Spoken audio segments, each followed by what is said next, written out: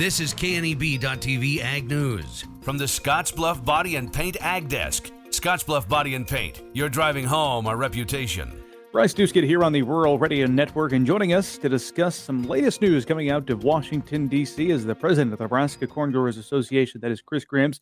Chris, appreciate your time as always. And today we're talking about sustainable aviation fuel and some modeling that the Nebraska Corn Growers Association is a bit upset about. Size up the situation here. Yeah, we're very, very frustrated with the report that come out from the Treasury for the SAF, the sustainable aviation fuel, saying that we need to adopt a mandatory no-till, cover crops, and cut down on our fertilizer use efficiency. So it was very devastating to hear that it was mandatory in order to get our ethanol up to the grade to participate in the SAF production. When it comes to the work behind the scenes, I'm sure, at the Nebraska level, but of course at the National Corn Growers Association level, they were lobbying, I suppose, or trying to position corn and ethanol to be fit this model. What in particular were you hoping for from this announcement? We were hoping that overall just to get, our corn and the entire Corn Belt's corn able to use for sustainable aviation fuel. There's so many different practices out there. You go east, they like to work the ground. You go west, they strip till. There's guys around here that no till, they strip till. Everybody is different, and we wanted it to make it so that in order for everybody's corn to be able to be used for it, because not every practice is perfect for everybody else's operation. I know cover crops is a big thing, and you can do the CSP program through NRCS, but it's a portion of the funding in order to get cover crops going, and that's a huge investment just to get into the cover crop world. You got to buy a drill and tender, and then if the seed companies hear that it's an NRCS blend, well, they like to spike the prices a little bit higher, unfortunately. As I read this announcement, of course, all corn, regardless of the practices, could be blended as part of into ethanol and then sustainable aviation fuel, but it would not qualify for tax credits through the Inflation Reduction Act, if I recall the language specifically. But is a thought there, Chris, that if there's not a tax incentive for those folks making SAF, they're not going to want corn that doesn't qualify for that? Is that kind of the read here? That's kind of what I've understood, Bryce. I've kind of done a little reading onto it. Planting season, that's kind of our main priority right now. So it's on that. We got a rainstorm coming, so I'm hoping that I can sit down and go through that once it starts raining. Is this final at this point as you understand things, or is there still a chance maybe to go back and have the Treasury tweak the language?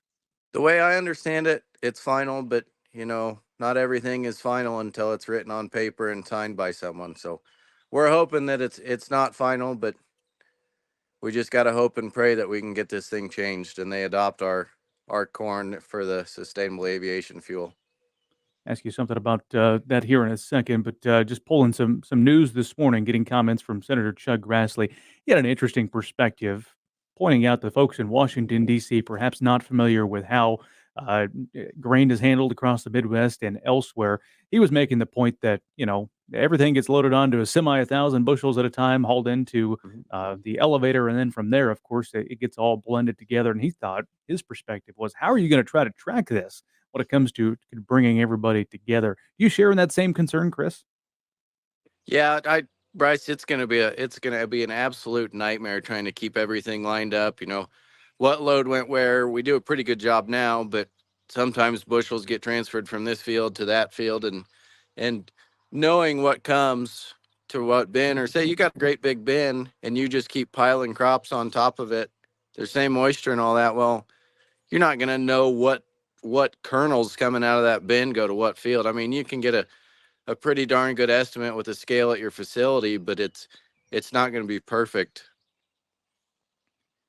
And finally, I believe you saw a report, I imagine you did. It was kind of circulating on Twitter, had to do with, I believe there were South American being imported into the United States for blending into sustainable aviation fuel. Certainly had some folks in the ethanol industry and the corn industry a bit upset about that. Do you have a chance to see that article or that headline, Chris? Yeah, I did. Oh, what that come out last week or something like that? Brazil I can't remember if it was Brazil or Argentina. It's South America importing their crop, their sugarcane crop ethanol to Georgia, and it's extremely frustrating. We produce a lot of corn here, produce a lot of ethanol. Why can't we get that down to Georgia or build a plant close by that we can use this ethanol? And then the ruling that come out, it was really devastating to hear that they can't make it work unless they mandate doing the no-till to cover crops and to cut down on nitrogen, which we're hoping to cut down. It's just all of that at one time. It's going to be very hard to do. Where do you think growers will go, like yourself, from here? Do you think you'll end up trying to add in some of those practices because of this? I do, but we got to get everybody to do it. I'm doing the cover crops. We're cutting down on nitrogen. We do a minimum strip till. We just fracture the top half inch to inch of the ground. So I would say we're doing our pretty good start at it. It's just, you got to get everybody to adopt these practices in order for it to happen. Mm-hmm. All right. Anything else on your mind this morning, Chris? Nope. Just hope everyone gets safely done planting and that we keep getting moisture.